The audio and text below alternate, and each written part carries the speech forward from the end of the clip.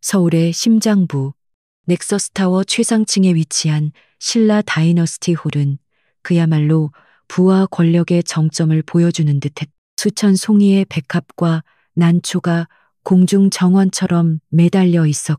그 섬세한 향기는 샴페인의 차가운 기포와 뒤섞여 하객들의 코끝을 간지럽혔. 홀을 가득 메운 이들은 단순한 하객이 아니었. 정계의 거물들, 경쟁 재벌 그룹의 총수들, 그리고 스크린을 장식하는 톱스타들까지 대한민국을 움직이는 모든 권력이 이 자리에 집결해 있었. 그 중심에는 넥서스 그룹의 최연소 회장 권태민이 서 있었. 톰포드 턱시도는 그의 조각 같은 몸에 한치의 오차도 없이 맞아떨어져 칠흑 같은 머리카락은 완벽하게 정돈되어 있었. 그의 얼굴에는 부드러운 미소가 걸려 있었지만 그 미소는 그의 차가운 회색 눈동자에는 닿지 않았. 오늘 이 결혼은 사랑이 아닌 전략이었.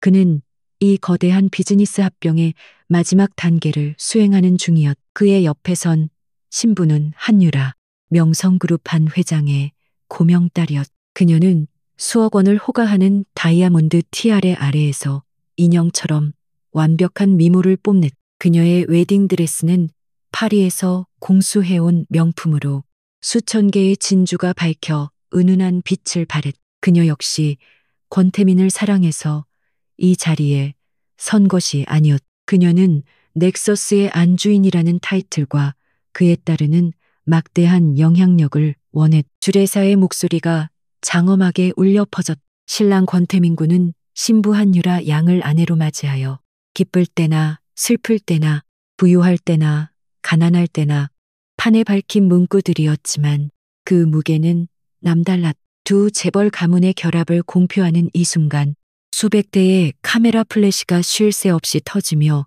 이 세기의 결혼을 기록했. 권태민이 반지를 집어들고 한유라의 손가락에 끼워주려던 바로 그 순간이었다. 육중한 오크나무로 만들어진 홀의 정문이 삐걱거리는 소리와 함께 천천히 열렸.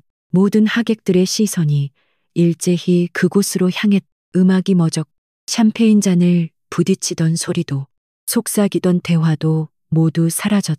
홀 안에는 숨막히는 정적만이 감돌았. 그곳에는 화려한 드레스를 입은 하객들과는 너무도 이질적인 한 여자가 서 있었. 그녀의 이름은 강지수. 그녀는 값비싼 드레스 대신 단정하지만 낡은 베이지색 트렌치 코트를 입고 있었다. 화장기 없는 얼굴은 창백했지만 그녀의 눈빛은 홀 안의 그 누구보다도 강렬하고 단호했다. 그녀는 이 화려한 공간에 조금도 주눅들지 않았. 그녀의 시선은 오직 한 사람, 단상 위에 굳어버린 권태민에게 고정되어 있었. 그는 마치 유령이라도 본 듯한 표정이었. 하지만 강지수는 혼자가 아니었. 그녀의 양옆으로 마치 작은 병정들처럼 4명의 아이가 나란히 서 있었.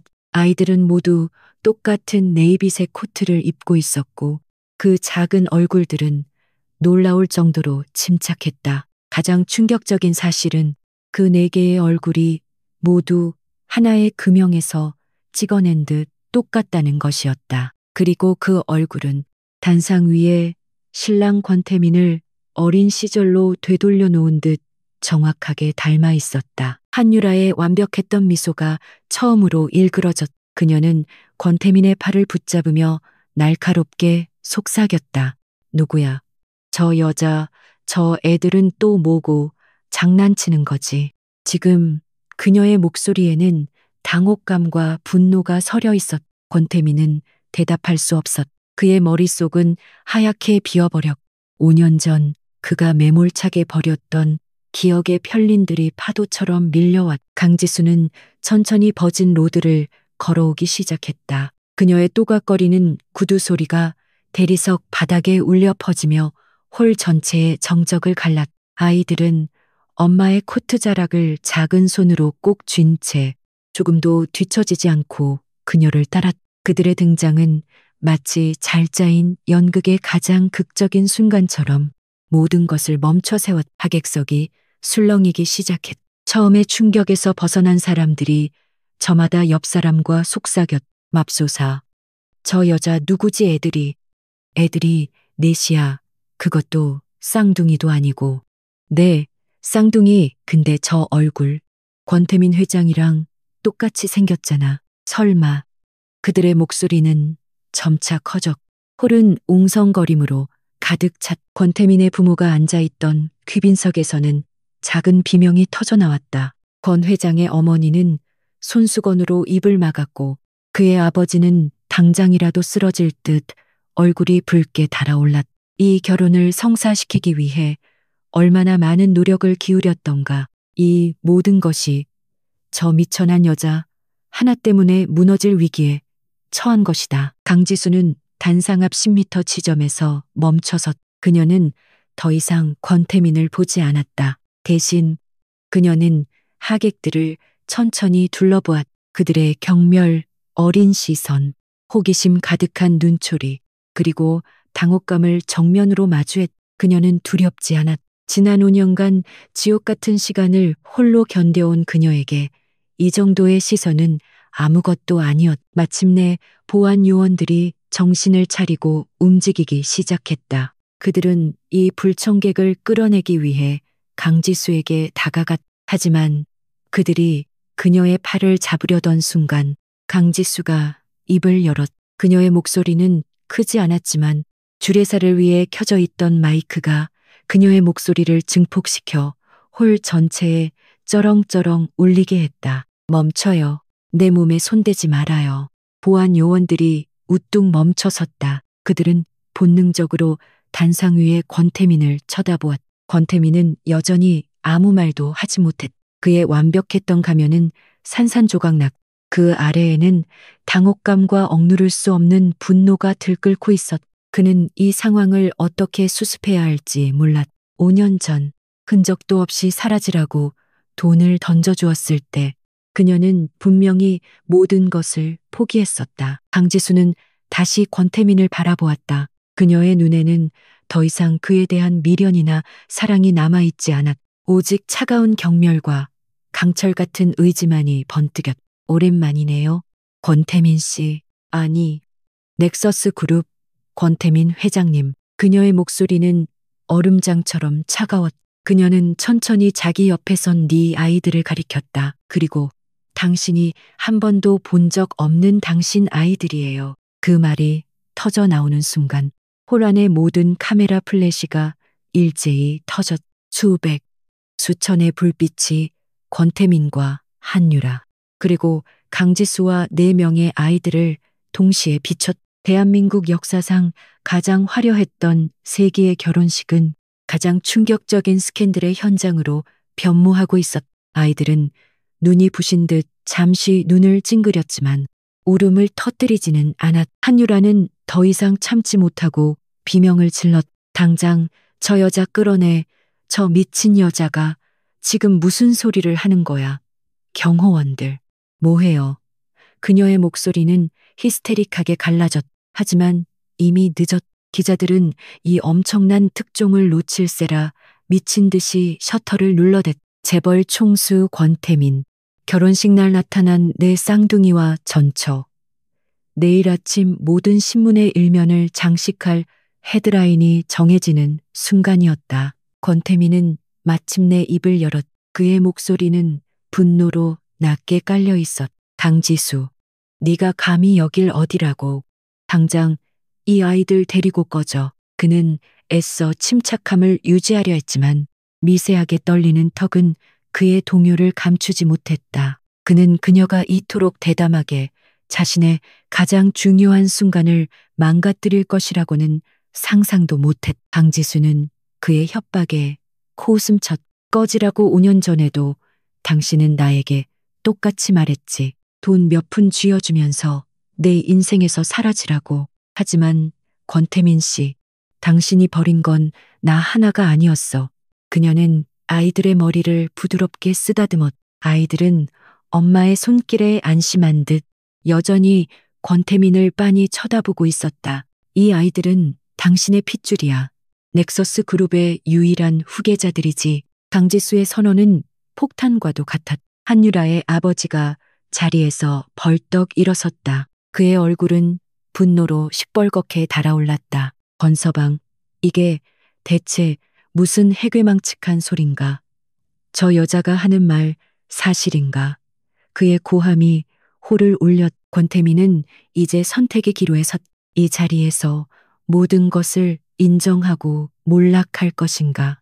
아니면 이 여자를 미친 여자로 몰아가고 상황을 수습할 것인가? 그는 당연히 후자를 선택했. 그는 보안 요원들에게 눈짓했. 저 여자는 나와 아무 상관없는 스토커요. 정신적으로 문제가 있는 사람이니 당장 끌어내시오. 그리고 기자분들, 오늘의 소동은 불미스러운 해프닝일 뿐이니 오해 없으시길 바랍니다. 그의 말이 떨어지기 무섭게 보안 요원들이 다시 강지수에게 달려들었. 하지만 강지수는 그들보다 한 발 빨랐. 그녀는 품속에서 서류 봉투 하나를 꺼내들었.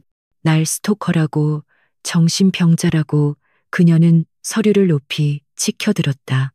여기 5년 전 당신과 내가 법적으로 부부였음을 증명하는 혼인관계 증명서가 있어. 그리고 여기 그녀는 봉투에서 또 다른 서류 뭉치를 꺼냈. 당신이 날 버린 직후 태어난 당신의 유전자 정보가 명확히 기재된 이내 아이의 출생 증명서와 유전자 검사 결과 보고서가 있어. 그녀는 그 서류들을 하객들을 향해 그리고 카메라를 향해 뿌렸다. 수십 장의 종이가 마치 눈처럼 홀 안을 흩날렸. 기자들이 서류를 줍기 위해 아수라장이 되었. 여기저기서 고함과 비명이 터져나왔다.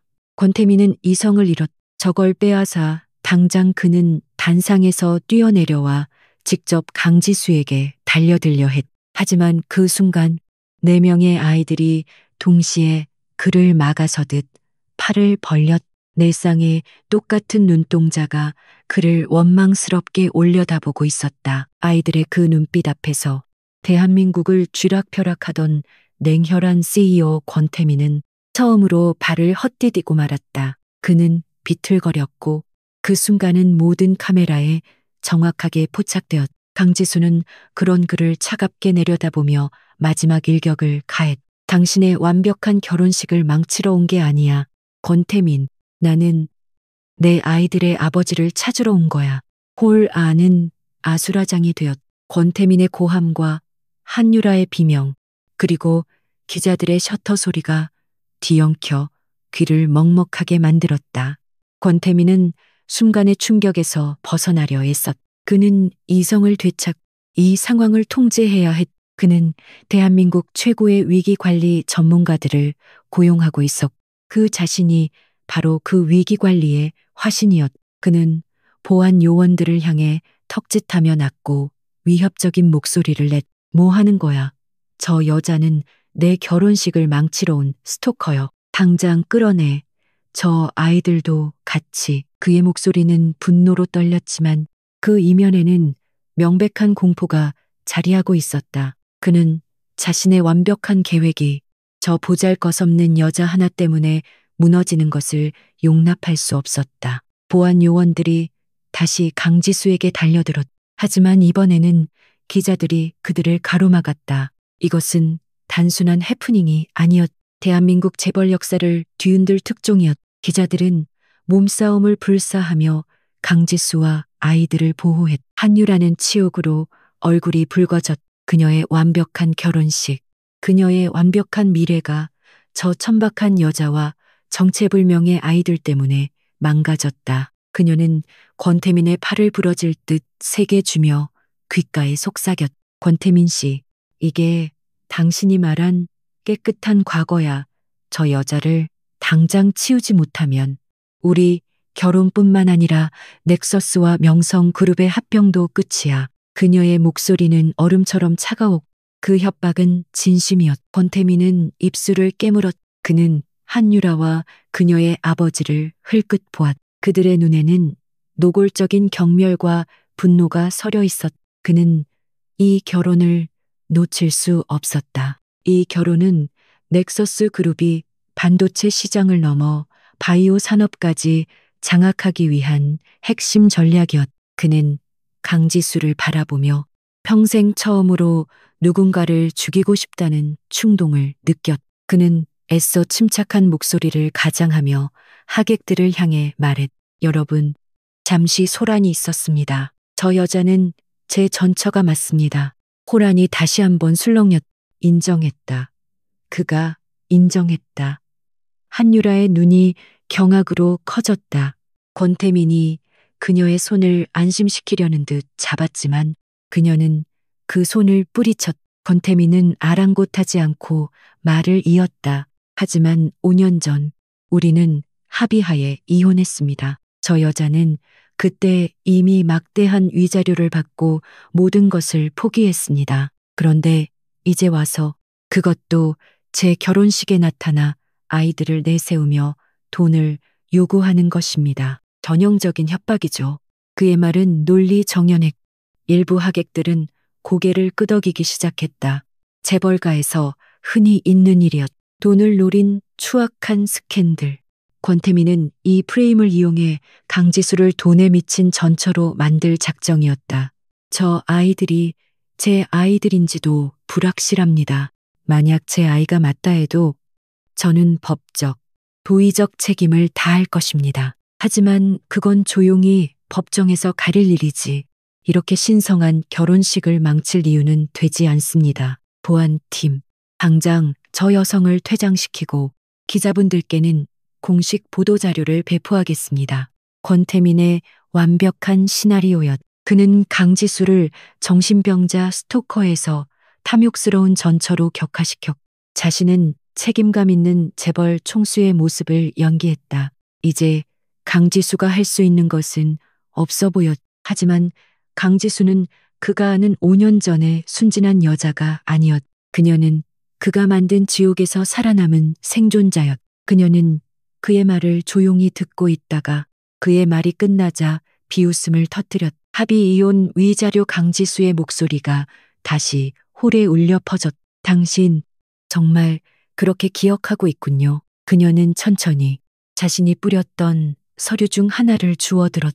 여기 5년 전 우리의 혼인관계 증명서가 있습니다. 그리고 여기 당신이 서명한 이혼 합의서가 있죠. 그녀는 서류를 카메라 앞에 내밀었. 날짜를 보시죠. 우리가 이혼한 날짜는 5월 10일입니다. 그녀는 코트 주머니에서 또 다른 서류 뭉치를 꺼냈. 그리고 여기 이 내 아이의 출생 증명서가 있습니다. 그녀는 그것을 높이 BCH 컨티뉴 치켜들었. 아이들의 생년월일은 그로부터 불과 넉 달 뒤인 9월 15일입니다. 내가 이혼 합의서에 서명할 때 내 뱃속에는 이미 당신의 네 아이가 자라고 있었습니다. 권태민 씨, 폭탄 발언이었다. 호라는 숨소리조차 들리지 않는 정적에 휩싸였. 넉 달. 이혼 당시 그녀는 이미 임신 중이었다는 뜻이다. 권태민의 얼굴이 잿빛으로 변했. 그는 그녀가 임신했다는 사실을 몰랐. 아니, 알고 싶지 않았다. 그는 본능적으로 외쳤. 거짓말이야. 난 몰랐어. 네가 임신했다는 말 따윈 한 적 없잖아. 말할 기회는 있었나요? 강지수의 눈에 처음으로 눈물이 고였. 하지만 그것은 슬픔이 아닌 분노의 눈물이었. 그 순간 5년 전 그날의 기억이 강지수의 머릿속을 스쳤. 차가운 비가 내리던 밤 그녀는 임신 테스트기의 두 줄을 손에 꼭 쥐고 당시 넥서스 본부장이었던 권태민을 찾아갔. 그는 막대한 투자 유치에 성공했. 명성그룹과의 정략 결혼이라는 거대한 기회 앞에 서 있었. 그녀가 조심스럽게 임신 사실을 알리려 입을 떼려는 순간 그는 서류 한 장을 그녀 앞에 내밀었다. 이혼 서류였. 도장 찍어. 난 너 같은 배경 없는 여자와의 결혼 생활을 끝내야겠어. 내 앞길 막지 마. 그녀는 매달렸. 사랑한다고. 뭔가 오해가 있다고. 하지만 그는 차가웠다. 그는 그녀의 배를 그 안에 생명이 자라고 있다는 것을 상상조차 하지 못한 채 차갑게 내려다보며 말했. 난 더 높은 곳으로 올라가야 해. 넌 내 발목을 잡는 족쇄일 뿐이야. 그는 거액이 든 통장과 아파트 등기 서류를 그녀에게 던졌. 이거 받고 조용히 사라져. 다시는 내 눈앞에 나타나지 마. 만약 내 앞길을 방해한다면 그땐 네가 가진 모든 것을 잃게 될 거야. 그 협박은 그녀를 절망의 나락으로 떨어뜨렸. 그녀는 그 돈을 받지 않았. 그가 준 모든 것을 돌려주고 낡은 트렁크 하나만 들고 그의 집을 나왔. 그리고 그날 밤 그녀는 자신이 내 쌍둥이를 임신했다는 사실을 알았. 그녀는 권태민에게 돌아가려 했. 아이들을 위해서라도 그에게 알려야 한다고 생각했. 하지만 그녀가 본 것은 명성그룹의 한유라와 약혼을 발표하는 권태민의 행복한 모습이었. 그 순간 그녀는 깨달았. 그는 돌아가도 자신을 받아주지 않을 것이며 심지어 아이들마저 빼앗아 가려 할지도 모른다는 것을. 그는 아이들을 자신의 성공을 위한 또 다른 도구로 이용하거나 혹은 걸림돌로 여겨 없애려 할지도 몰랐. 그녀는 두려웠. 그래서 도망쳤. 아무도 모르는 지방 소도시로 숨어들어 홀로 내 아이를 낳았. 지난 5년은 지옥이었. 내 명의 아이를, 그것도 조산의 위험을 안고 태어난 아이들을 혼자 키우는 것은 전쟁이었. 그녀는 아이들의 분유값과 병원비를 벌기 위해 하루에 3가지 일을 했. 식당 주방 보조, 청소부, 야간 물류 창고 아르바이트까지. 그녀의 손은 거칠어지고 등은 휘었지만 그녀는 아이들을 보며 버텼. 권태민을 닮은 그 4개의 작은 얼굴들을 보며 다시 현재. 강지수는 눈물을 닦았. 그녀는 더 이상 약하지 않았. 당신은 몰랐다고 했지. 그래. 당신은 몰랐어. 당신은 알려고 하지도 않았으니까.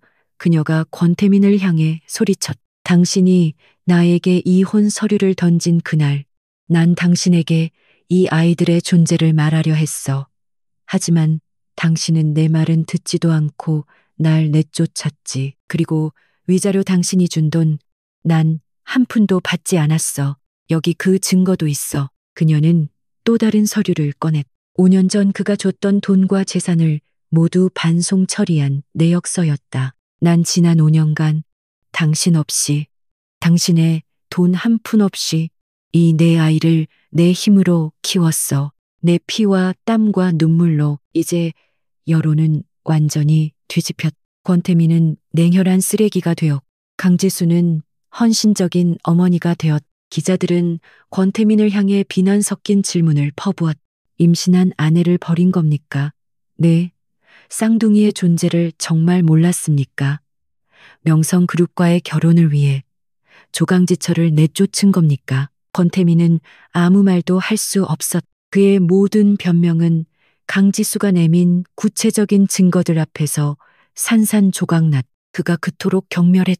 배경 없고 힘없던 그 여자가 5년 만에 그의 제국을 무너뜨릴 칼날이 되어 돌아온 것이다. 그리고 그 칼날의 가장 날카로운 부분은 바로 그를 쏙 빼닮은 4명의 아이들이었. 아이들은 여전히 그를 빤히 쳐다보고 있었다. 그 맑은 눈동자에 비친 것은 아버지를 향한 그리움이 아닌 낯선 이에 대한 순수한 호기심뿐이었. 그 순간 권태민은 깨달았. 그는 돈과 명예뿐만 아니라 그보다 더 소중한 것을 잃었을지도 모른다는 것을. 결혼식장은 아수라장을 넘어선 지옥도가 되었. 한유라는 제정신이 아닌 사람처럼 웨딩드레스를 찢을 듯 잡아당기며 비명을 질렀. 그녀의 아버지 한 회장은 이 결혼 무효야. 넥서스와의 모든 계약 전면 재검토하겠네. 라고 고함을 치며 딸을 끌고 홀을 빠져나갔. 그들의 퇴장은 권태민에게 내려진 1차 사망 선고와도 같았. 수조원이 걸린 합병이 5년 전 그가 버린 여자의 손에 의해 단 10분 만에 공중분해된 것이다. 하객들은 더 이상 체면을 차리지 않았다. 그들은 재빨리 자리를 뜨거나 혹은 더 자극적인 구경거리를 찾는 하이에나처럼 남아 강지수와 권태민을 번갈아 쳐다봤. 권태민의 부모는 혼절 직전이었. 넥서스 그룹의 이사진들은 창백한 얼굴로 휴대폰을 붙들고 주가 방어 대책을 논의하기 시작했. 이 모든 혼란의 중심에서 강지수는 네 아이들을 자신의 등 뒤로 숨긴 채 폭풍의 눈처럼 고요하게 서 있었. 권태민의 비서실장과 법무팀이 재빨리 움직였. 그들은 기자들의 접근을 막으며 강지수에게 다가왔다. 강지수 씨, 이쪽으로 오시죠. 회장님께서 따로 드릴 말씀이 있답니다. 그들의 목소리는 정중했지만 눈빛은 그녀를 당장이라도 분해해버릴 듯 살벌했. 강지수는 순순히 고개를 끄덕였. 그녀는 이 싸움을 시작한 이상 그들의 소굴로 들어가는 것을 두려워하지 않았. 그녀와 아이들은 넥서스 타워 최상층 권태민의 개인 집무실로 통하는 비밀 엘리베이터를 타고 펜트하우스 옆에 마련된 VIP 응접실로 안내되었. 방금 전까지 세기의 결혼식이 열렸던 화려한 홀과는 달리 이곳은 무겁고 위압적인 공기가 흘렀. 통유리창 너머로 서울의 전경이 펼쳐졌지만 그 아름다움조차 차갑게 느껴졌. 아이들은 처음 와보는 화려한 장소에 잠시 주눅이 든 듯했지만 곧 엄마의 손을 꼭 잡았. 권태민이 방으로 들어섰다. 그는 턱시도 재킷을 벗어던진 채였. 넥타이는 비뚤어져 있었다. 완벽했던 그의 모습은 온데간데 없었다. 그의 뒤로 아버지인 권명예 회장과 넥서스 그룹의 법무팀장인 최 변호사가 따라 문이 닫히자 권명예 회장이 참지 못하고 재떨이를 집어 던질 듯한 기세로 소리쳤. 내년이 감히 지금 네가 무슨 짓을 했는지 알아. 우리 가문을, 넥서스를 전부 망칠 작정이야. 하지만 강지수는 눈 하나 깜짝하지 않았. 그녀는 조용히 아이들을 소파에 앉히고 비서가 가져다 준 오렌지 주스를 아이들 손에 쥐어주었. 그리고는 그들을 향해 돌아섰. 그녀의 차분한 태도는 권 명예회장을 더욱 격분하게 만들었. 최 변호사가 그를 만류하며 나섰. 강지수 씨, 원하시는 게 뭡니까? 솔직하게 말씀하시죠. 최 변호사는 서류 가방에서 백지 수표 한 장을 꺼내 테이블 위로 밀었. 금액은 원하시는 대로 적으십시오. 100억, 1000억이라도 좋습니다. 넥서스는 그 정도 지불할 능력이 됩니다. 대신 오늘 일은 없던 일로 하고 이 아이들을 데리고 조용히 사라져 주셔야겠습니다. 해외 어디든 원하시는 곳에서 평생 부유하게 사실 수 있도록 해드리죠. 그것은 5년 전 권태민이 그녀에게 했던 말과 정확히 똑같은 레퍼토리였. 돈으로 그녀의 입을 막 그녀의 존재를 지워버리겠다는 오만한 제안이었. 강지수는 그 수표를 물끄러미 바라보다가 픽하고 웃음을 터뜨렸. 그녀의 웃음소리에 방 안의 모든 남자들이 흠칫했. 최 변호사님, 그리고 권태민 씨, 당신들은 5년 동안 하나도 변하지 않았군요. 여전히 돈이면 모든 것을 해결할 수 있다고 믿으시네요. 그녀는 테이블 위로 몸을 기울였. 하지만 어쩌죠. 전 당신들의 더러운 돈은 단 한 푼도 필요 없습니다. 그녀의 목소리는 낮고 단호했. 내가 원하는 건 돈이 아니에요. 권태민이 처음으로 입을 열었. 그의 목소리는 쇠가 긁히는 듯 거칠었. 그럼 원하는 게 뭔데? 말해. 그는 그녀의 눈을 똑바로 쳐다보지 못했. 강지수는 권태민을 똑바로 응시했. 첫째, 공개 사과하세요. 5년 전 임신한 아내를 버리고 지난 5년간 자신의 핏줄을 외면했던 것에 대해 이 아이들에게 그리고 세상 모든 사람에게 무릎 꿇고 사과하세요. 권 명예회장이 다시 소리를 질렀. 미쳤어. 내 따위 것에게 우리 태민이가 무릎을 꿇으라고. 둘째, 강지수는 그의 말을 무시했. 이 아이들을 당장 당신의 호적에 입적시키세요. 권예준, 권예지, 권예성, 권예찬, 이 네 아이가 넥서스 그룹의 첫 번째 후계자들이자 당신의 유일한 적장자임을 만천하에 공표하세요. 이 요구는 돈보다 더 치명적이었. 그것은 넥서스 그룹의 승계 구도를 완전히 뒤흔드는 일이었. 다른 재벌 가문과의 모든 정략 결혼 가능성을 차단하는 일이었. 최 변호사의 얼굴이 하얗게 질렸. 강지수 씨, 그건 불가능합니다. 그건 회사를 무너뜨리는 일입니다. 강지수가 차갑게 받아쳤. 회사가 무너지든 말든 그건 내 알바 아니죠. 내 아이들의 정당한 권리를 찾는 것뿐이니까. 당신들이 5년 전에 내게서 모든 것을 빼앗아 갔듯이 이젠 내가 내 아이들의 것을 되찾을 차례예요. 그녀가 이토록 당당할 수 있었던 것은 지난 5년간의 지옥 같은 시간 덕분이었다. 그녀의 기억은 다시 5년 전 그 작은 지방 병원의 분만실로 향했. 네, 쌍둥이의 임신은 축복이자 재앙이었다. 그녀는 조산의 위험 때문에 임신 기간 내내 침대에 누워 있어야 했다. 그리고 출산은 사투였다. 8시간이 넘는 진통 끝에 그녀는 거의 죽다 살아나 4명의 아이를 품에 안았다. 아이들은 모두 2kg이 채 안 되는 미숙아로 태어났다.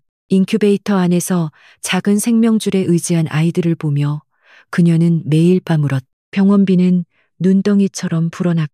그녀가 가진 돈은 바닥을 보였다. 그녀는 식당 설거지, 건물, 청소, 야간 편의점 아르바이트까지 하루에 4시간 이상 잠을 자본 적이 없었. 그녀의 고왔던 손은 세제에 절어 갈라지고 굳은 살이 박였. 하지만 그녀는 아이들을 위해 버텼다. 특히 둘째 예지가 폐렴으로 중환자실에 입원했을 때는 정말 모든 것을 포기하고 싶었. 병원에서는 당장 수술비 수천만 원을 요구했다. 그녀는 마지막 자존심이었. 어머니의 유품인 작은 금반지를 팔아야 했. 그녀는 그 순간 권태민을 저주했. 하지만 동시에 깨달았. 그에게 기대는 순간 자신은 영원히 약자가 될 것이며 아이들마저 빼앗길 수 있다는 것을. 그녀는 강해져야 했. 돈과 권력에 맞서기 위해서는 그들보다 더 독해져야 했. 그녀는 아이들의 병원비를 벌기 위해 독학으로 주식 투자를 공부했. 밤을 새워가며 리포트를 분석했. 그녀의 처절함은 놀라운 통찰력이 되었. 그녀는 종잣돈을 조금씩 불려나갔. 그녀는 아이들을 키우면서도 단 한순간도 권태민과 넥서스 그룹에 대한 분석을 멈추지 않았다. 언젠가 그들 앞에 당당히 서서 내 아이들의 권리를 되찾겠다고 다짐했.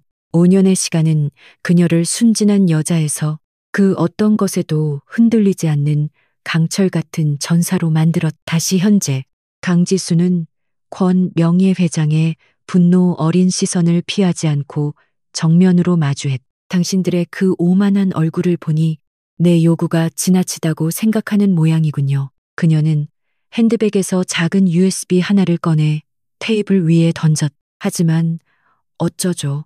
당신들에게는 선택권이 없는데. 권태민의 눈이 그 USB에 고정되었다. 그게 뭐야? 강지수가 미소를 지었. 당신이 5년 전 나에게 이혼을 요구하기 직전 명성그룹과 뒷거래를 하며 넥서스 그룹의 자금을 어떻게 유용했는지에 대한 작은 증거 자료예요. 물론 날 협박하고 내쫓기 위해 당신이 동원했던 불법적인 수단들에 대한 자료도 포함되어 있죠. 방 안의 공기가 얼어붙었. 권태민과 권 명예회장 그리고 최 변호사의 얼굴에서 핏기가 사라졌. 그녀는 단순한 복수를 하러 온 것이 아니었. 그녀는 5년 동안 이 순간을 준비하며 넥서스 그룹의 심장을 꿰뚫을 비수를 갈고 닦았던 것이다. 강지수는 아이들을 일으켜 세웠. 24시간 드릴게요. 내일 이 시간까지 기자회견을 열고 내 요구를 받아들이세요. 그렇지 않으면 이 USB는 검찰청으로 갈 거예요. 그녀는 아이들의 손을 잡고 얼어붙은 남자들을 뒤로 한 채 당당하게 응접실 문을 열고 나갔. 강지수가 떠난 펜트하우스 응접실은 그야말로 태풍이 휩쓸고 간 듯했. 권태민은 자신의 머리카락을 거칠게 움켜쥐었.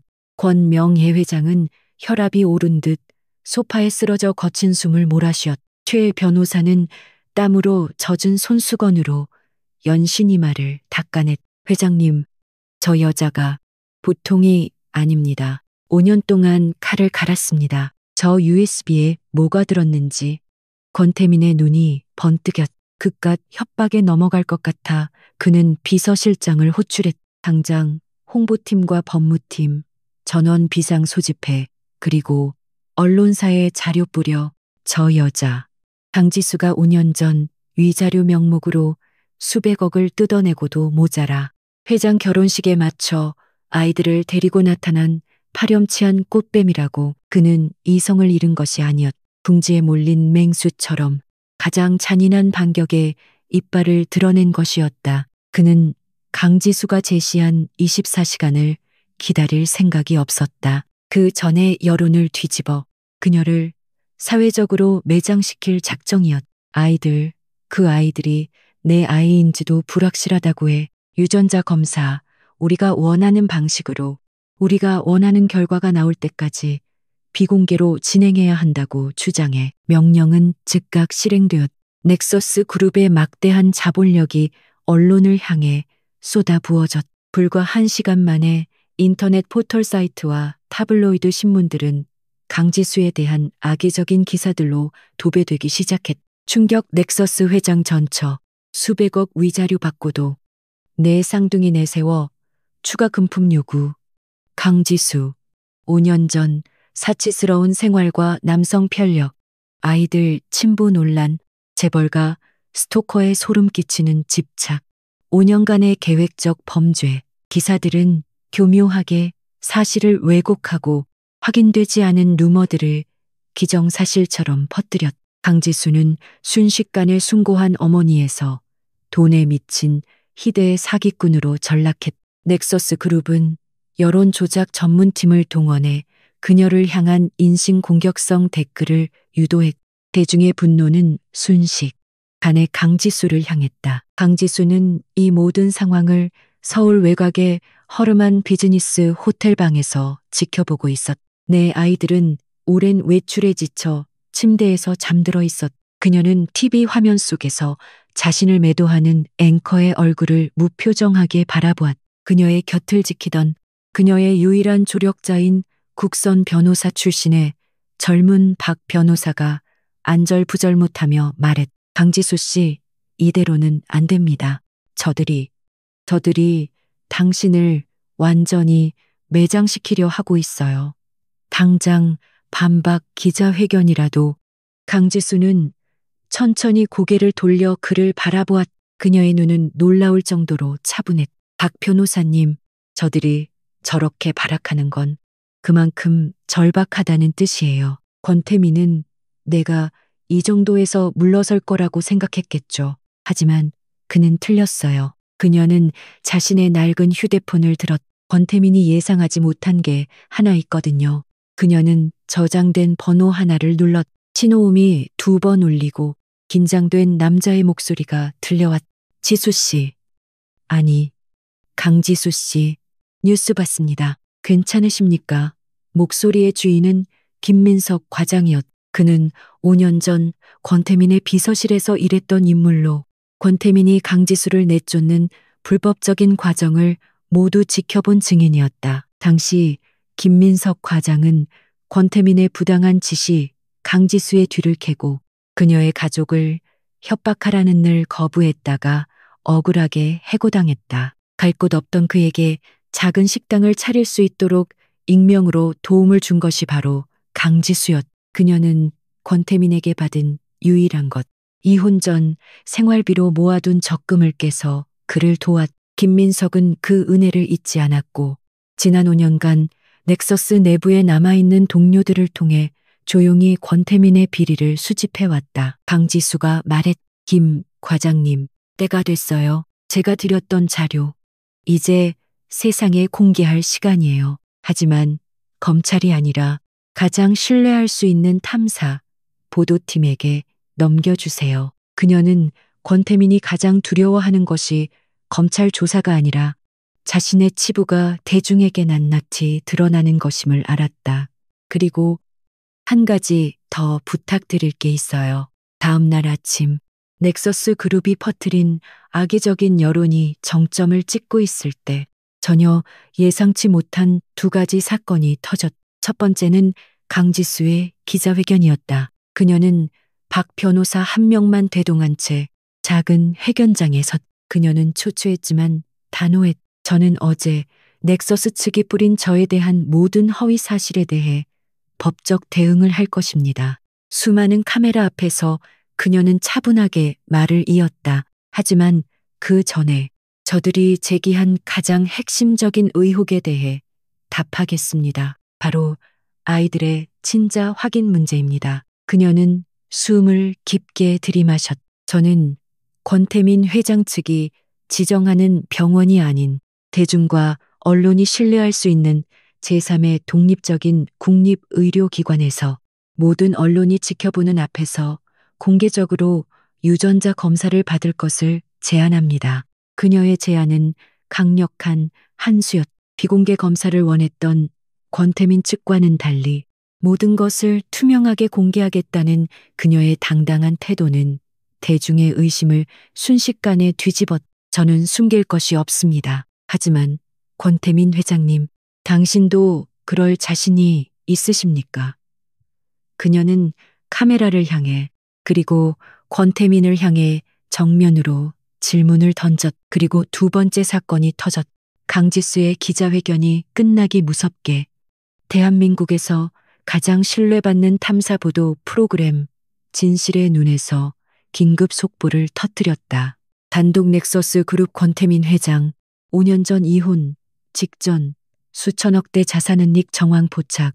보도의 내용은 충격적이었다. 방송은 권태민이 강지수와 이혼하기 불과 몇 주 전부터 페이퍼 컴퍼니 수십 개를 이용해 자신의 주식과 부동산을 해외 조세 피난처로 빼돌린 정황을 구체적인 송금 내역과 등기 서류를 통해 폭로했. 이것은 단순한 재산 분할 회피가 아니라 명백한 횡령 및 배임, 그리고 자산 은닉이었다. 더욱 충격적인 것은 이 모든 자료의 제공자가 넥서스 내부 고발자라고 밝혀진 점이었다. 김민석 과장이 강지수에게 건넸던 USB 안의 자료가 터진 것이다. 강지수가 권태민에게 건넨 USB는 사실 빈 껍데기, 심리적 압박을 위한 미끼였고 진보는 김 과장이 가지고 있었던 것이다. 여론은 180도 뒤집혔다.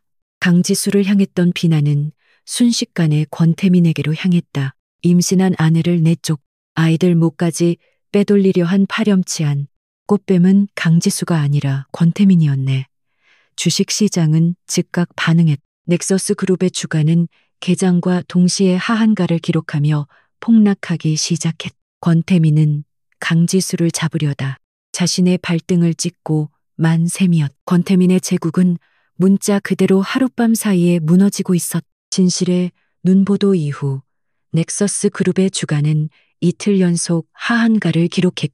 시가총액 수조 원이 증발했. 그가 강지수를 매장하기 위해 뿌렸던 돈은 이제 부메랑이 되어 그의 심장을 꿰뚫었. 그는 명성그룹 회장의 긴급 호출을 받고 비에 젖은 생쥐꼴로 명성타워에 들어섰. 그의 완벽했던 턱시도, 차림은 온데간데 없었고 며칠 밤을 샌 듯한 초췌함이 그의 얼굴을 덮고 있었. 그를 맞이한 것은 분노에 찬 한 회장이 아니었. 싸늘하게 식은 눈의 한유라였. 그녀는 더 이상 웨딩드레스를 입은 히스테릭한 신부가 아니었. 그녀는 명성그룹의 후계자로서 냉철한 비즈니스 우먼의 모습으로 돌아와 있었.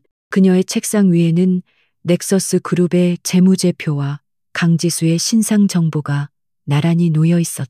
그녀의 표정은 그녀가 방금 수조 원짜리 계약을 파기한 사람처럼 차가웠. 이게 당신이 말한 관리된 과거의 실체였군요. 한유라가 얼음장 같은 목소리로 말했. 그녀는 권태민을 쳐다보지도 않고 서류를 검토했다. 횡령, 배임, 자산 은닉. 이건 단순한 스캔들이 아니에요. 경영권 자체를 위협하는 범죄라고요. 당신은 넥서스를 이끌 자격이 없어. 그녀의 목소리에는 어떠한 감정도 실려 있지 않았. 오직 냉정한 손이 계산만이 남아있을 뿐이었다. 권태민은 굴욕감에 주먹을 쥐었. 유라 씨, 지금은 나를 비난할 때가 아니잖아. 우리가 힘을 합쳐야 할 때야. 당신네 언론사들을 이용해서 저 여자와 탐사 보도팀을 공격해야 해. 이건 우리 모두의 문제라고. 그는 애써 그녀의 손을 잡으려 했지만 한유라는 차갑게 손을 피했. 그녀의 눈빛은 마치 더러운 것을 본 듯한 경멸로 가득 차 있었다. 우리라는 말 함부로 쓰지 말아요. 한유라가 자리에서 일어났다. 그녀는 권태민 앞에 서서 그의 눈을 똑바로 응시했. 내가 원했던 건 흠집 하나 없는 넥서스의 완벽한 승계였어. 그런데 당신이 가져온 건 뭐야? 4명의 사생아와 언제 터질지 모르는 시한폭탄뿐이야. 그녀의 잔인함이 드러나는 순간이었다. 그녀는 애초에 권태민이라는 남자가 아니라 넥서스라는 제국을 원했던 것이다. 그녀는 창밖을 바라보며 말을 이었. 아버지는 이번 합병을 재검토하라고 하셨어. 하지만 난 아직 기회가 있다고 봐. 그녀가 돌아섰. 그 눈에는 경멸이 가득했. 선택해요. 권태민 씨. 그 여자와 내 아이들을 법적으로 완벽하게 정리해. 상속 포기는 물론이고 접근 금지 신청까지 해서 내 눈앞에서 치워버려. 그게 당신이 내 파트너가 될 수 있는 유일한 조건이야. 권태민은 숨이 막혔. 강지수는 그에게 아이들의 법적 인정을 요구했지만 한유라는 아이들의 법적 말살을 요구했. 그는 더 큰 권력을 위해 가족을 버렸는데 이제 그 권력은 그에게 더 잔인한 희생을 강요하고 있었다. 그의 새로운 동맹은 이미 내부에서부터 썩어 문드러지고 있었다. 그는 한유라의 사무실에서 쫓겨나듯 나왔. 그제야 자신이 두 여자 사이에서 완벽하게 고립되었음을 깨달았. 같은 시각 강지수는 작은 비즈니스 호텔 방에서 아이들의 웃음소리를 지키기 위해 고군분투하고 있었. 창밖은 진을 친 기자들과 유튜버들로 24시간 소란스러웠. 그들은 내 쌍둥이의 얼굴을 단 한 컷이라도 담기 위해 망원 렌즈와 드론까지 동원했. 하지만 강지수는 커튼을 굳게 치고 아이들이 바깥의 혼란을 인지하지 못하게 막았. 그녀는 이 전쟁이 아이들에게 상처가 되는 것을 원치 않았. 그녀는 낡은 태블릿 PC로 아이들에게 만화 영화를 틀어주고 좁은 방 안에서 베개 싸움을 하며 놀아주었. 아이들은 엄마가 자신들을 위해 얼마나 거대한 전쟁을 치르고 있는지 알지 못했. 그들에게 이 호텔 방은 그저 엄마와 함께하는 새로운 놀이터일 뿐이었. 첫째, 예준이가 엄마 목에 매달리며 물었. 엄마, 우리 언제 집에 가나? 친구들이랑 놀고 싶어. 그 순진한 물음에 강지수는 가슴이 미어졌다. 강지수는 아이의 머리를 쓰다듬으며 애써 미소를 지었. 곧 갈 거야. 엄마가 우리 예준이, 예성이, 예찬이한테 아주 멋진 선물을 주려고 준비 중이거든. 아무도 우리 가족을 함부로 못하게 하는 그런 선물. 그녀의 목소리는 흔들리지 않았. 그녀는 복수를 위해 싸우는 것이 아니었. 이 아이들이 더 이상 숨어 살지 않고 당당하게 세상 밖으로 나갈 수 있는 권리를 위해 싸우는 것이었. 박 변호사가 조용히 방으로 들어와 태블릿을 내밀었다. 강지수 씨, 여론이 완전히 우리 편으로 돌아섰습니다. 화면에는 그녀의 공개 DNA 검사 제안 기사와 그녀가 아이들을 보호하는 모습이 담긴 누군가 몰래 찍어 올린 짧은 영상이 떠 있었다. 댓글창에는 그녀를 응원하는 글들이 쇄도했. 저게 진짜 엄마의 마음이지. 권태민은 돈으로 막으려 하고 강지수는 진실로 증명하려 한다. 그녀의 전략은 완벽하게 맞아떨어지고 있었. 그녀는 자신을 피해자로 포장하지 않았. 그저 진실을 요구하는 당당한 어머니의 모습을 보였을 뿐이다. 대중은 그녀의 그 진정성에 감동했. 그녀는 권태민처럼 언론을 조작하지 않고 진실이라는 가장 강력한 무기로 여론을 자신의 편으로 만들었. 그녀의 힘은 복수심이 아닌 아이들을 지키려는 절박한 모성애에서 나왔다. 그리고 운명의 날이 밝았. 대한민국 전체의 이목이 집중된 공개 유전자 검사가 국립과학수사연구원에서 진행되었다. 연구원.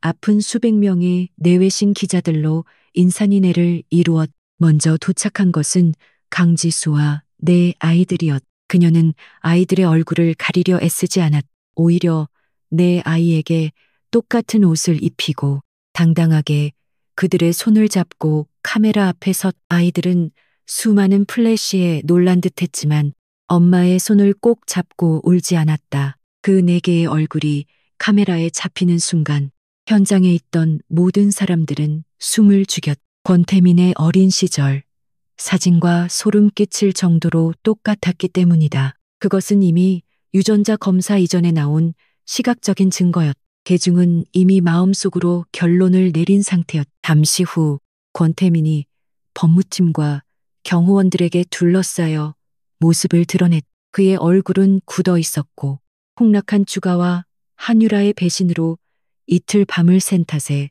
초췌해 보였. 그는 강지수와 아이들 쪽은 쳐다보지도 않고 마치 범죄자처럼 고개를 숙인 채 빠르게 건물 안으로 들어갔. 그의 그 비겁한 모습은 강지수의 당당함과 극명한 대조를 이루며 다시 한번 전국에 생중계되었. 검사는 지정된 연구실에서 양측 변호사와 언론사 대표 몇 명이 참관한 가운데 진행되었. 절차는 간단했. 권태민과 네 아이들의 구강 상피 세포를 채취하는 것이었다. 권태민은 마지못해 면봉에 입을 벌렸. 그의 눈에는 굴욕감과 분노가 이글거렸. 그는 자신의 제국을 위협하는 이 작은 생명체들을 처음으로 제대로 마주했.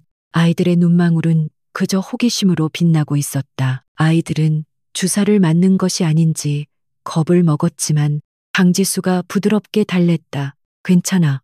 아가들아, 이건 그냥 누가 우리 가족인지 확인하는 작은 놀이야. 아프지 않아. 그녀는 아이들을 하나하나 안아주며 직접 면봉을 들었다. 그녀는 시료를 채취하며 권태민을 바라보았. 그의 눈에 담긴 것은 여전히 반성이나 죄책감이 아닌 이 상황을 초래한 그녀에 대한 원망뿐이었. 모든 시료 채취가 끝나고 검체는 봉인되어 분석실로 넘어갔다. 연구원장은 기자들 앞에서 공식적으로 발표했. 검사 결과는 그 어떤 외부 개입도 없이 공정하게 진행될 것이며 정확한 결과는 24시간 뒤 내일 이 시각에 공식적으로 발표될 것입니다. 이제 주사위는 던져졌. 권태민과 강지수 두 사람의 운명과 넥서스 그룹의 미래가 그 24시간에 달려 있었. 온 국민이 숨을 죽이고 결과를 기다리기 시작했. 운명의 24시간이 지났. 국립과학수사연구원 강당은 대한민국 모든 언론사의 카메라로 디딜 틈이 없었. 시계가 정확히 오전 10시를 가리키자 플래시 세례와 함께 연구원장이 무거운 표정으로 단상에 섰다. 강당의 모든 스크린에는 넥서스 그룹 권태민 회장 친자 확인 검사 결과 발표라는 헤드라인이 떠 있었다. 권태민은 법무팀과 함께 가장 앞자리에, 강지수는 박 변호사와 함께 반대편 자리에 앉았. 그들의 사이에는 보이지 않는 거대한 협곡이 흐르고 있었다. 연구원장이 마이크 앞에 섰다. 국립과학수사연구원은 어제 의뢰받은 권태민 씨와 권예준, 권예지, 권예성, 권예찬 내 아동 간의 친자 확인 유전자 검사 결과를 발표하겠습니다. 장내에 숨막히는 정적이 흘렀. 본 연구원은 가장 신뢰도 높은 검사 기법을 통해 대조군 유전자를 분석하였으며 그 결과는 그는 잠시 서류를 바라보았. 권태민은 마른 침을 삼켰.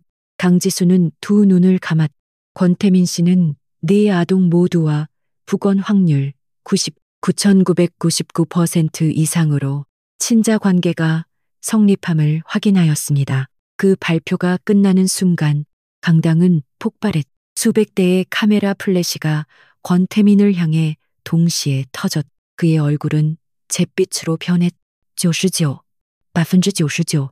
그것은 그의 모든 거짓말과 변명, 그리고 그가 강지수에게 덮어씌운 오명을 한순간에 날려버리는 과학적인 사형 선고였. 기자들이 권태민에게 몰려들며 질문을 퍼부었.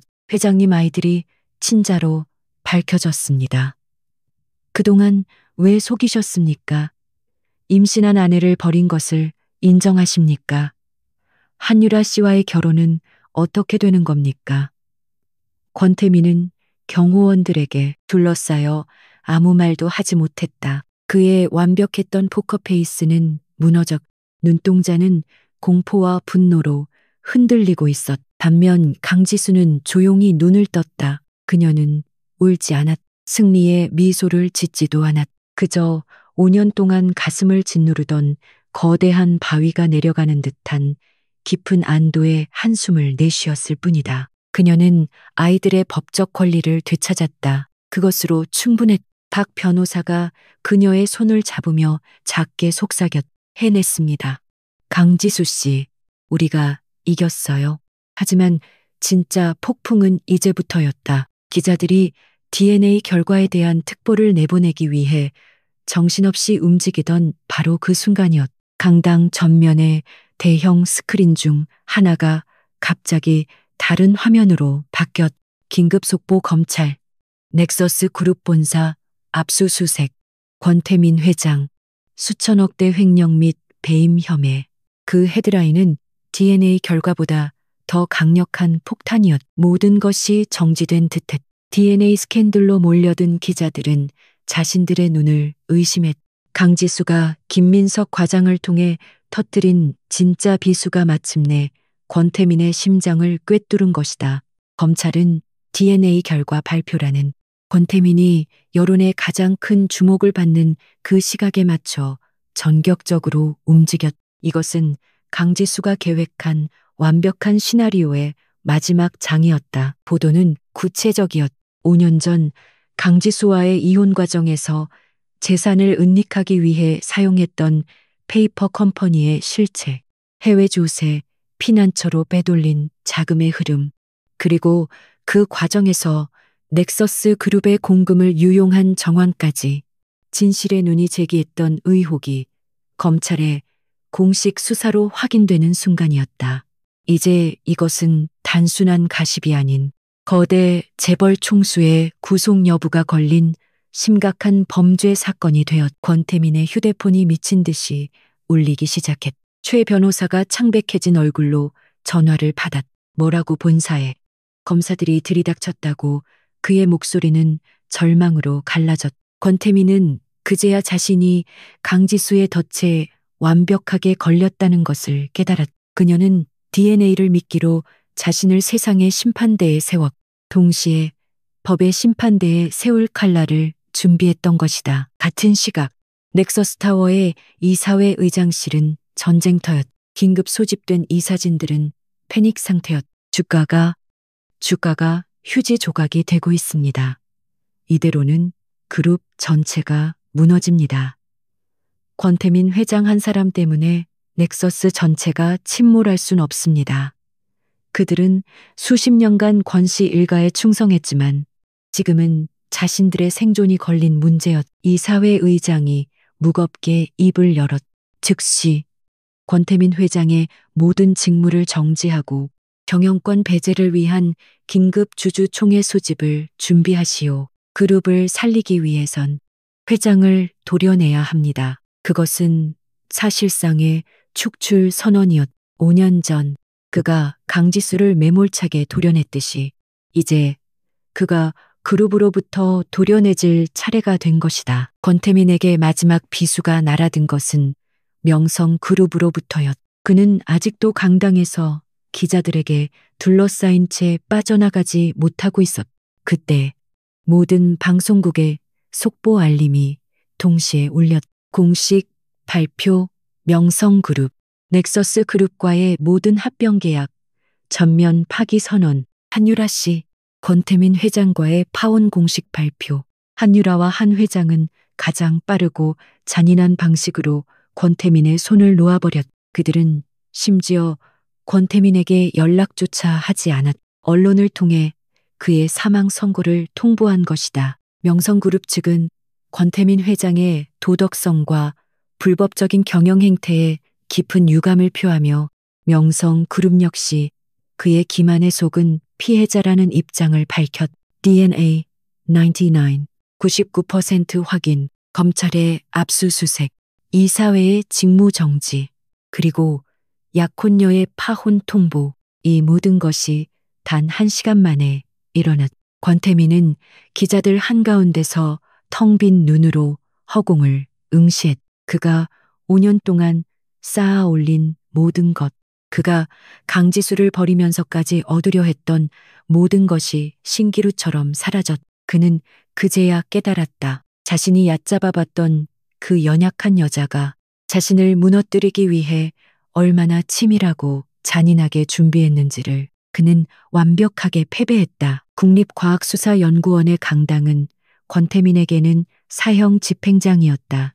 99, 99%라는 숫자가 스크린에 떠오른 순간 그의 제국은 공식적으로 붕괴했. 그는 경호원들에게 이끌려 겨우 빠져나왔지만 건물 밖은 이미 그를 단죄하려는 인파와 기자들로 가득 차 있었. 파렴치한 아이들을 버린 아버지는 물러나라. 검찰 조사 즉각 수용하라. 고함 소리가 그의 귓가를 찢었다. 그는 평생 이런 식의 경멸을 받아본 적이 없었다. 그가 넥서스 타워의 지하 주차장에 도착했을 때 그를 기다리고 있던 것은 분노한 이사진이 아니었. 미리 대기하고 있던 검찰 수사관들이었. 권태민 씨, 특정 경제범죄 가중처벌법상 횡령 및 배임, 자산 은닉 혐의로 긴급 체포합니다. 차가운 수갑이 그의 손목에 채워졌. 불과 며칠 전 대한민국 경제를 움직이던 거물 CEO는 이제 초라한 범죄 피의자로 전락하여 검찰청으로 압송되었. 권태민의 체포 장면은 모든 방송사를 통해 실시간으로 중계되었. 넥서스 로고가 선명한 건물 앞에서 완벽했던 CEO가 고개를 숙인 채 차에 타는 모습은 대중에게 카타르시스를 선사했. 그의 몰락은 강지수라는 한 여성이 5년에 걸쳐 준비한 치밀한 복수극의 화려한 피날레였. 그는 자신의 오만함이 결국 자신을 삼킬 것이라는 사실을 너무 늦게 깨달았. 반면 강지수는 그 혼란의 현장을 조용히 빠져나왔. 그녀는 내 아이의 손을 꼭 잡. 박 변호사의 호의를 받으며 준비된 차에 올랐. 차창 밖으로 권태민이 수사관들에게 끌려가는 모습이 스치듯 보였지만 그녀의 표정에는 어떠한 동요도 없었. 복수심은 이미 5년의 세월 속에 희미해졌. 그녀가 느낀 것은 오직 이 긴 싸움이 끝났다는 안도감뿐이었. 아이들은 잠들어 있었. 이틀간의 소동으로 지친 아이들의 평화로운 얼굴을 보며 강지수는 비로소 눈물을 흘렸. 하지만 그것은 슬픔의 눈물이 아니었. 지켜냈다는 안도감, 그리고 지난 5년간의 처절했던 세월에 대한 위로의 눈물이었. 그녀는 더 이상 숨지 않아도 되었.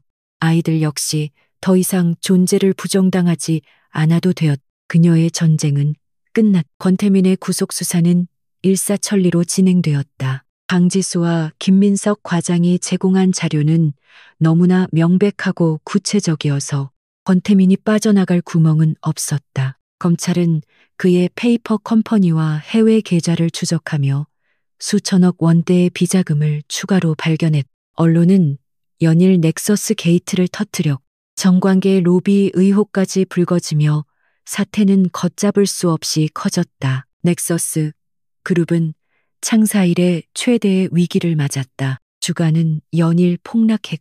협력사들은 계약을 해지했으며 그가 추진했던 모든 신사업은 중단되었. 권 명예회장은 쓰러져 병원에 입원했. 그는 아들의 구속보다 가문이 일군 기업이 무너지는 것을 더 두려워했. 넥서스의 이사진들은 그룹의 생존을 위해 전례 없는 결정을 내려야만 했. 그들은 긴급 이사회를 소집해 권태민의 즉각적인 해임은 물론 권 씨 일가의 모든 경영 참여를 배제하기로 의결했. 그리고 그룹의 이미지를 쇄신하고 피해자인 강지수 측과 원만한 합의를 이끌어내기 위해 새로운 비상대책위원회를 꾸렸. 그들의 첫 번째 임무는 그룹을 나락으로 떨어뜨린 과거를 청산하고 유일한 희망인 미래와의 협상을 시작하는 것이었다. 협상은 3주 후에야 이루어졌. 강지수는 아이들을 안돈시킨 후에야 협상 테이블에 앉았. 장소는 박 변호사의 작은 사무실이었다. 넥서스 측에서는 새로 선임된 비대위원장과 법무팀이 참석했다. 그들의 태도는 5년 전, 그리고 불과 몇 주 전과는 완전히 달랐다. 그들은 머리를 숙였다. 강지수 씨, 그리고 내 아이들에게 그룹이 저지른 잘못을 깊이 사죄드립니다. 그들은 그룹 차원의 공식 사과문 발표와 함께 막대한 금액의 보상안을 제시했다. 넥서스 그룹의 지분 일부와 강남의 최고급 빌딩, 그리고 평생 지급되는 현금을 포함한 그야말로 천문학적인 액수였다. 그들은 그녀가 이 제안을 거절할 리 없다고 생각했다. 하지만 강지수는 그들의 제안을 일축했다. 내가 원하는 건 돈이 아닙니다. 이미 말했을 텐데요. 그녀는 준비한 서류를 내밀었다. 그것은 권태민의 사과나 호적 입적 같은 감정적인 요구가 아니었다. 그녀는 이미 그 단계를 넘어섰다. 그녀의 요구는 지극히 현실적이고 아이들의 미래를 위한 가장 견고한 방패였다. 첫째, 내 아이들은 권태민의 친자로서 법적 상속 지위를 인정받는다. 넥서스 그룹은 이 사실을 공식적으로 공표해야 합니다. 둘째, 아이들이 성인이 될 때까지의 양육비와 최고 수준의 교육, 그리고 제가 5년간 겪은 정신적 피해 보상금 명목으로 넥서스 그룹의 지분이 아닌 권태민 개인의 은닉 재산을 환수하여 독립적인 신탁 펀드를 조성합니다. 이 요구는 넥서스 그룹이 아닌 권태민 개인에게 책임을 묻겠다는 강력한 의지였. 그룹의 돈이 아닌 그가 그녀와 아이들의 몫을 빼돌려 숨겨둔 그 돈을 찾아내어 아이들에게 돌려주겠다는 것이었. 넥서스 측은 당황했지만 그룹의 공금 유용 혐의를 벗기 위해서라도 이 제안을 받아들일 수밖에 없었. 강지수는 검찰에 압류된 권태민의 불법 자산 중 일부를 아이들의 양육권자로서 돌려받을 법적 권리가 있었다. 가장 중요한 마지막 조항입니다. 강지수는 비대위원장의 눈을 똑바로 바라보았. 권태민 씨와 그 직계 가족, 즉 권 명예회장을 포함한 모든 권 씨 일가는 네 아이들에 대한 면접 교섭권을 포함한 모든 친권 행사를 영구히 포기합니다. 넥서스, 즉 변호사들은 경악했. 그건 아이들에게서 아버지를 빼앗는. 강지수가 차갑게 말을 끊었. 5년 전 그가 먼저 내 아이들에게서 아버지를 지웠습니다. 난 그저 그 상태를 법적으로 확정하는 것뿐이에요. 내 아이들을 넥서스라는 이름의 진흙탕에 다시 밀어넣을 생각은 추호도 없습니다. 그녀는 돈이나 권력이 아니라 아이들과의 평화로운 삶을 선택한 것이다. 그녀의 단호함에 비대위는 더 이상 반박하지 못했. 넥서스 그룹은 상속 분쟁의 불씨를 완전히 제거하고 오너리스크에서 벗어나 전문 경영인 체제로 나아가기 위해 그녀의 모든 조건을 받아들였. 그렇게 강지수와 권태민의 악연은 법적으로 완전히 종결되었. 넥서스는 그룹 차원에서 대국민 사과를 발표했. 강지수와 내 아이들의 권리를 공식적으로 인정했. 협상이 마무리되자 강지수는 박 변호사에게 깊이 감사하며 보수를 지불하려 했. 하지만 박 변호사는 웃으며 거절했. 이 사건은 제 변호사 인생에서 가장 가치 있는 일이었습니다. 강지수 씨의 용기 덕분에 저도 성장했습니다. 이 사건을 통해 얻은 명성만으로도 저는 평생 먹고 살 수 있을 겁니다. 두 사람은 서로를 보며 처음으로 환하게 웃었. 몇 달 뒤 1심 재판 결과가 나왔. 권태민은 검찰이 구형한 15년보다 조금 감형된 징역 12년을 선고받았. 그는 재판 내내 강지수를 원망하는 발언을 했지만 재판부는 그의 반성 없는 태도를 더욱 질책했. 그가 그토록 지키려 했던 넥서스 그룹의 경영권은 전문 경영인에게 넘어가. 그는 감옥 안에서 자신이 버린 아이들이 자신의 재산을 신탁받는 과정을 지켜봐야 했. 한때 그와 세기의 결혼을 하려 했던 한유라는 어떻게 되었을까? 그녀는 파혼 직후 미국으로 건너갔.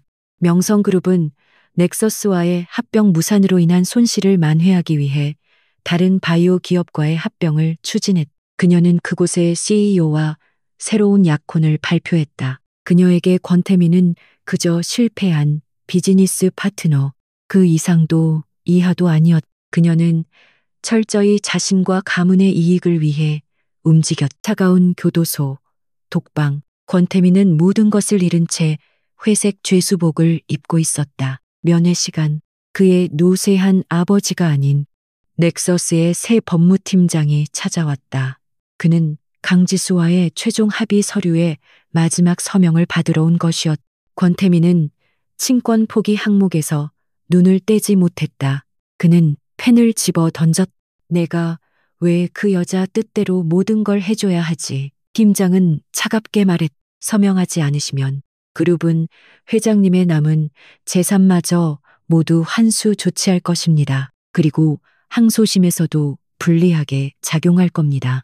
회장님은 선택권이 없습니다. 5년 전 강지수 씨가 그랬던 것처럼 말입니다. 그 말에 권태민은 무너졌다. 그는 떨리는 손으로 자신의 아이들에 대한 모든 권리를 포기하는 서류에 서명했다. 시간이 흘러 6개월 뒤 서울의 한적한 교회, 따뜻한 햇살이 드는 작은 마당이 있는 집, 강지수는 더 이상 낡은 트렌치 코트를 입고 있지 않았다. 그녀는 편안한 면 원피스 차림으로 아이들이 마당에서 뛰노는 모습을 흐뭇하게 바라보고 있었다. 네. 아이들은 5년 만에 처음으로 또래 아이들처럼 밝은 웃음을 되찾았다. 그들의 얼굴에는 더 이상 불안이나 결핍의 그늘이 보이지 않았다. 그녀는 넥서스로부터 받은 합의금 대부분을 기부해 지수와 4개의 씨앗 재단이라는 이름의 미혼모 지원 재단을 설립했다. 5년 전 자신이 겪었던 절망과 고통을 다른 여성들이 겪지 않도록 돕는 것이 그녀의 새로운 삶의 목표가 되었다. 그녀는 더 이상 넥서스 그룹의 전처나 내 쌍둥이의 엄마로만 불리지 않았다. 재단 사무실은 그녀의 집 한쪽에 작게 마련되었다. 그곳에서 그녀는 법률 상담, 육아용품 지원, 그리고 심리 상담 프로그램을 운영했다. 갓난아기를 안고 절망에 빠진 한 젊은 미혼모가 그녀의 손을 잡고 울었다. 이사장님, 저도 이사장님처럼 강해질 수 있을까요? 강지수는 그녀의 손을 마주 잡았다. 강해지는 게 아니에요. 원래 강했던 자신을 되찾는 거죠. 제가 도와드릴게요. 그녀는 재단의 이사장으로서 그리고 내 아이의 당당한 어머니로서 제2의 인생을 살고 있었다. 그녀는 가끔 뉴스를 통해 넥서스 그룹의 소식을 접하기도 했지만 그 어떤 감흥도 일어나지 않았다. 넥서스는 그녀의 도움으로 오너리스크를 제거하고 전문 경영인 체제하에 빠르게 안정화되고 있었다. 아이러니하게도 그녀의 복수가 넥서스를 더 건강하게 만든 셈이다. 권태민이라는 남자는 그녀의 인생에서 완벽하게 지워졌다. 그녀는 그를 용서하지도 저주하지도 않았다. 그저 무관심해졌을 뿐이다. 그것이 그 오만한 남자에게 줄 수 있는 가장 완벽한 형벌이었다. 그녀의 관심은 오로지 아이들과 그녀의 도움이 필요한 다른 미혼모들에게 향해 있었다. 그녀는 더 이상 과거에 얽매이지 않고 미래를 향해 나아갔다. 아이들은 자신들의 아버지가 대한민국을 떠들썩하게 했던 범죄자라는 사실을 아직 알지 못했다. 강지수는 언젠가 아이들이 상처받지 않고 그 사실을 받아들일 수 있을 만큼 강하게 자랄 것이라 믿었다. 그녀는 아이들에게 아버지를 닮은 냉철함 대신 자신을 닮은 강인함과 따뜻한 마음을 가르칠 것이었다. 그녀는 그들을 엘리트가 아닌 좋은 사람으로 키우고 싶었다. 그날 오후 재단 사무실에서 한 통의 전화를 받았다. 김민석 과장이었다. 그는 넥서스 그룹 비대위의 요청으로 그룹의 감사팀장으로 복귀해 있었다. 권태민의 비리를 가장 잘 아는 그가 그룹의 부패를 도려내는 적임자였기 때문이다. 이사장님, 잘 지내시죠? 아이들도 보고 싶네요. 강지수가 웃으며 답했다. 과장님 덕분이에요. 아니, 이젠 팀장님이라고 불러야겠네요. 두 사람은 잠시 안부를 나누었. 김민석은 그녀에게 권태민의 항소심 소식을 전했. 형량이 줄어들 것 같지 않다는 이야기였. 권 명예회장도 건강을 회복하지 못하고 병원에서 쓸쓸한 노후를 보내고 있다고 했다. 하지만 강지수는 그저 묵묵히 들을 뿐이었. 그녀에게 더 이상 중요한 소식이 아니었. 그녀는 창밖을 보며 말했다. 팀장님, 넥서스 잘 부탁드립니다. 적어도 아이들이 나중에 자신의 뿌리 한쪽을 부끄러워하지 않게는 해줘야죠. 그녀의 목소리는 담담했. 그녀는 넥서스를 증오했지만 그 회사가 아이들의 아버지가 만든 회사라는 사실까지 부정할 수는 없었다. 그녀는 부패는 끊어내되 그 뿌리마저 저주하지는 않는 성숙함을 보였. 전화를 끊고 그녀는 마당으로 나갔. 강지수는 아이들을 불렀. 예준, 예지, 예성, 예찬 간식 먹자네. 아이가 동시에네 엄마하고 외치며 달려와 그녀의 품에 안겼. 그녀는 네 아이를 꼭 껴안았. 그녀의 힘은 더 이상 복수를 위한 도끼가 아니었. 그것은 사랑하는 이들을 지키고 새로운 희망을 키워내는 따뜻하고 강인한 힘이었. 그녀를 얕잡아봤던 남자는 차가운 감옥에서 자신의 오만함을 후회하고 있지만 그녀는 햇살 가득한 마당에서 네 개의 희망과 함께 새로운 삶을 꽃피우고 있었.